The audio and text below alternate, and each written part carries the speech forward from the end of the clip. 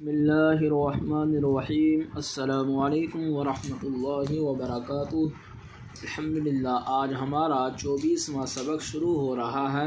دھات صاف اور چمکدار ہوتی ہے، مگر شیشے کی طرح نظر اس کے آر پار نہیں گزر سکتی۔ اس کا وزن بھی اور قسم کی چیزوں سے زیادہ ہوتا ہے۔ مثلا لوہا بنسبت مٹی اور پانی کے بھاری ہے۔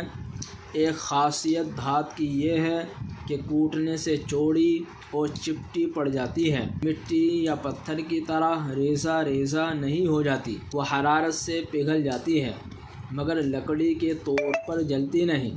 اس کا تار کھینچو تو بہت لمبا کھینچ سکتا ہے۔ دھات زمین کے اندر سے نکلتی ہے، جہاں سے کھود کر اس کو نکالتے ہیں وہ کان یا معدن کہلاتی ہے، اور جو دھات کان سے نکلتی ہے اسی کے نام سے مشہور ہوتی ہے، جیسے لوہے کی کان، تانبے کی کان وغیرہ۔ قسم کی دھاتیں دنیا میں پائی گئی ہیں، ان میں سے پلاٹینم، سونا چاندی کمیاب اور بیش قیمت ہیں۔ ان تینوں میں یہ بھی بڑا وصف ہے کہ ان کو زنگ نہیں لگتا۔ آگ، پانی اور ہوا کی تاثیر سے ان کی آب و تاب میں کچھ خلل نہیں پڑتا۔ اسی خوبی کی وجہ سے ان تینوں کو اصیل اور باقی کو رذیل دھات کہتے ہیں۔